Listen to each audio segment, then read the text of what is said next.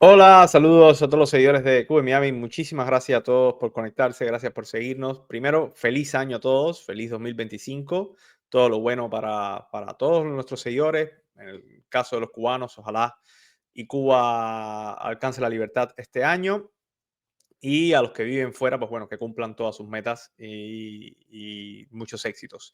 Noticias, tenemos las noticias sobre las leyes, nuevas leyes que entran en vigor en el estado de la Florida y afectan obviamente a muchísimos cubanos. Hay casi 1 millón de cubanos que viven, o más de 1 millón de cubanos que viven en el estado de la Florida.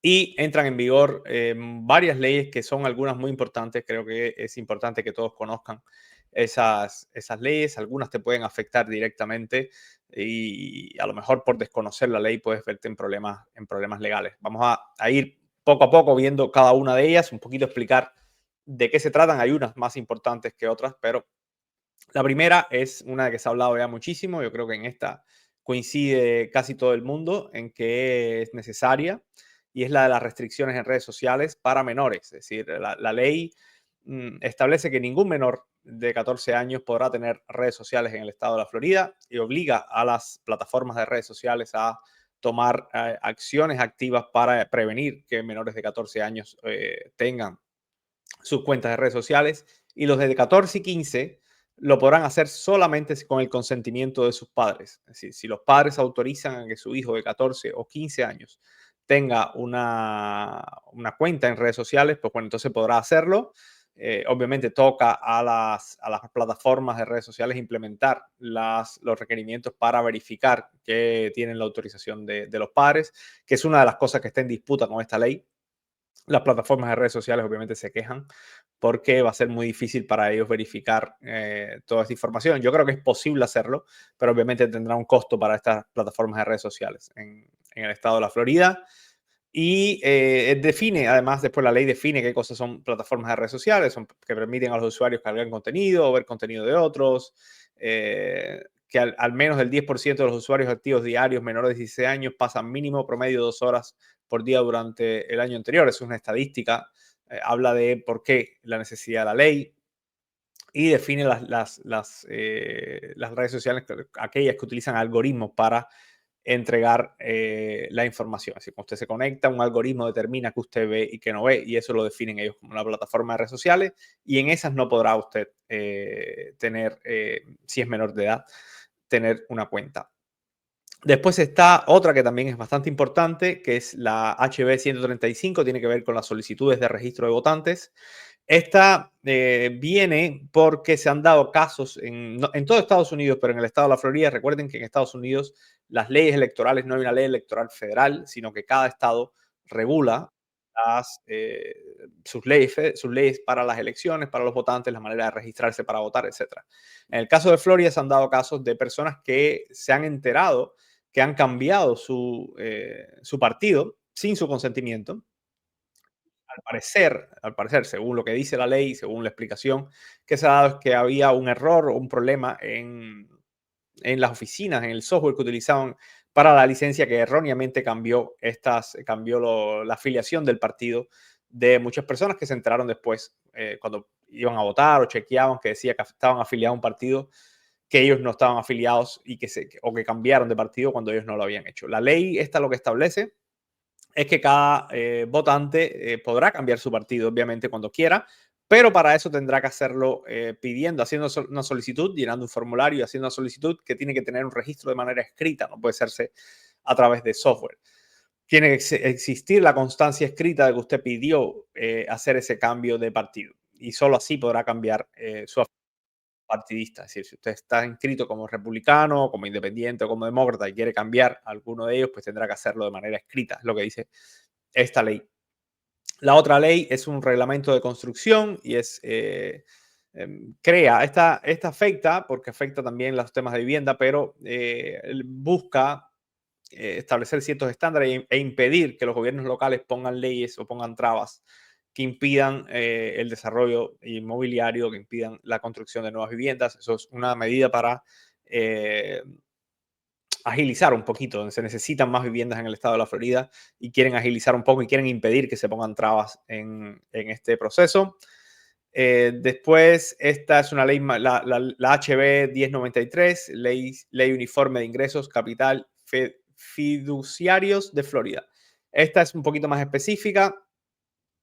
Tiene que ver con cómo se dividen los ingresos de pagos a patrimonio, capital e intereses. Esa es un poquito más específica. Creo que esa, si usted quiere leerla, vaya, búsquela, es HB 1093. Sepa que hay una ley nueva que tiene que ver con las distribuciones de los ingresos y capital. Revísela, pero creo que no afecta a muchos.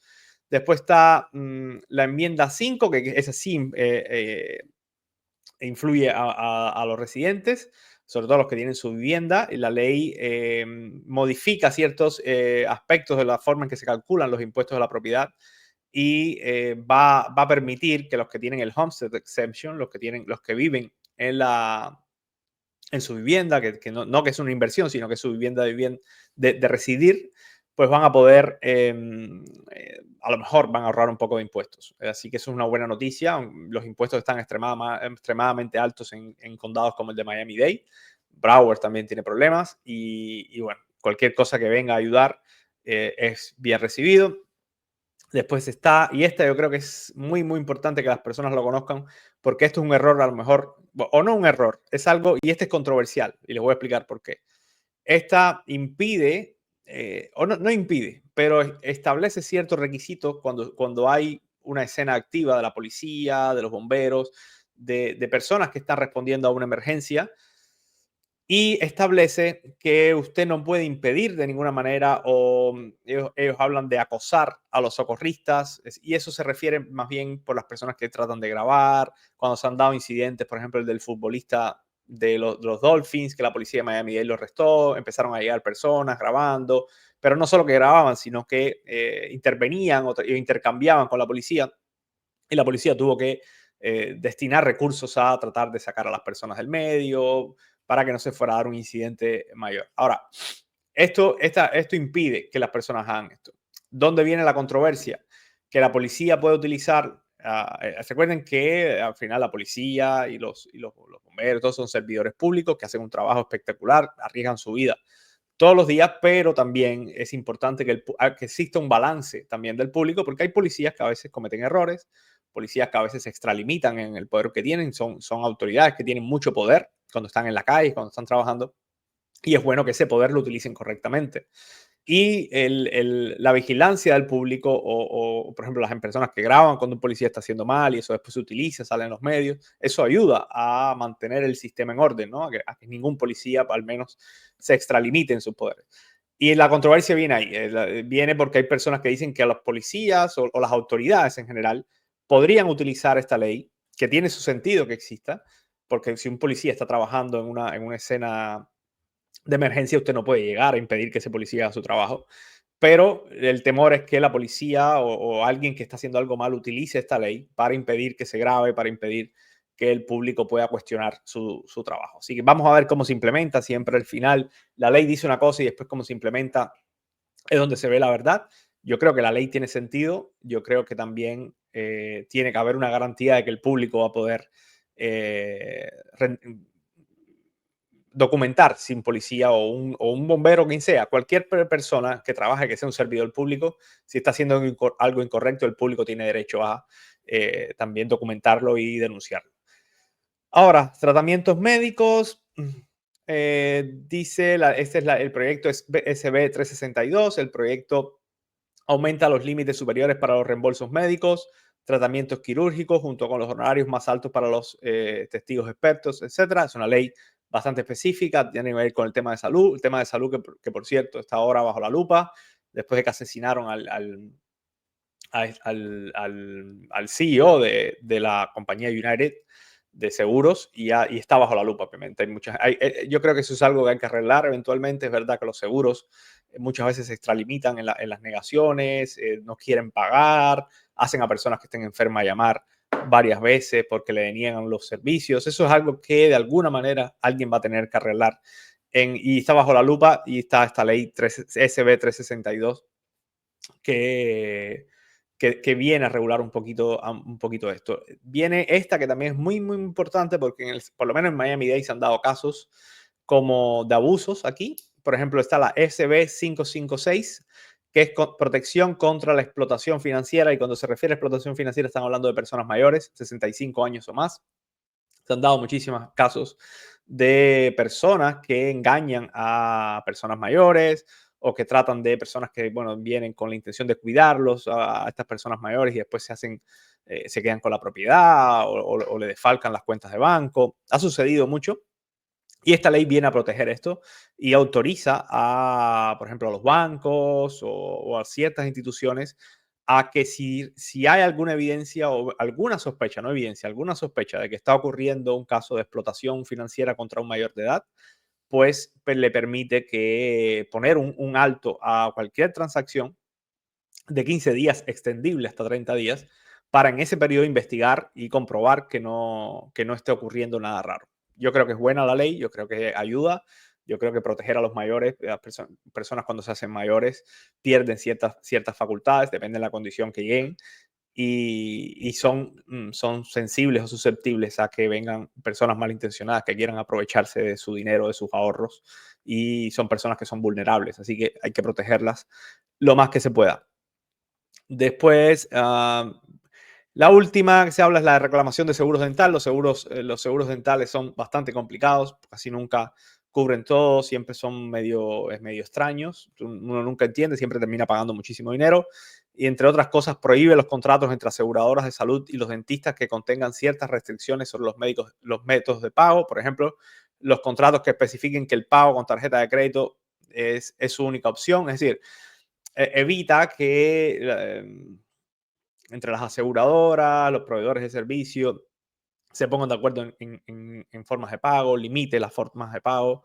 Yo creo que lo que se busca es que se le dé la libertad a las personas que paguen como puedan en un servicio que por lo general es bastante caro. Así que prohíbe que las aseguradoras de salud cobren una tarifa por transmitir un pago a un dentista a través de una transferencia de cámara de compensación automatizada, a menos que el dentista haya dado su consentimiento para dicha tarifa. Prohíbe que una aseguradora de salud rechace reclamos por procedimientos incluidos en una autorización previa. Es decir, y eso es importante y eso yo creo que es extensible, ojalá y lo extiendan también a los seguros médicos en general. Muchas veces usted recibe la autorización para un procedimiento y después se entera que llega una carta con que revierten ese pago, lo cual es tremendo porque después le llega una carta a usted que tiene que pagar ese dinero. El médico va a cobrar, la clínica, el hospital va a cobrar.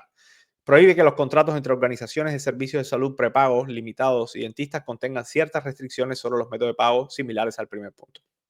Esa también es muy específica, no influye en general, en el público en general, aunque sí, si estás en una situación médica y hay una ley que debes observar. Pero yo creo que las más importantes son la de las redes sociales para los menores, la de la protección financiera a los mayores, la de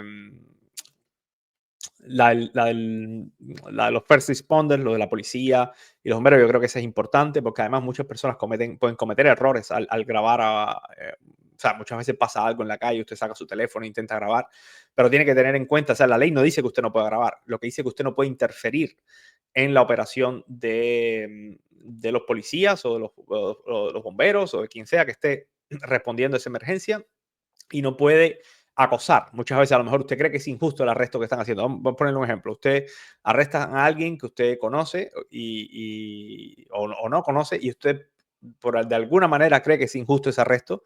Usted puede grabar y documentarlo y después denunciarlo. Lo que no puede hacer es ir y ponerse enfrente del policía grabándolo mientras él está haciendo su arresto y cuestionarlo, etcétera. Usted si quiere lo graba, lo denuncia y después se lo entrega a lo mejor a los abogados de la persona, pero no puede ir a interferir. La controversia, ya le expliqué antes, viene en que se teme que alguien pueda extralimitarse y utilizar esta ley para impedir que lo graben. Pero no hay nada que diga que usted no puede grabar a una autoridad que está respondiendo a una emergencia. Obviamente tiene que hacerlo desde afuera, no puede interferir en el paso de los autos de emergencia, no puede interferir en un arresto que está en curso y cosas así, pero esas son cosas que se desprenden, ¿no? Son prácticamente lógicas. La enmienda 5, que es posible que bajen algunos impuestos sobre la propiedad. Vamos a ver si de verdad ocurre. Y yo creo que esas son las más importantes. Déjenos saber en sus comentarios qué creen, qué les parece.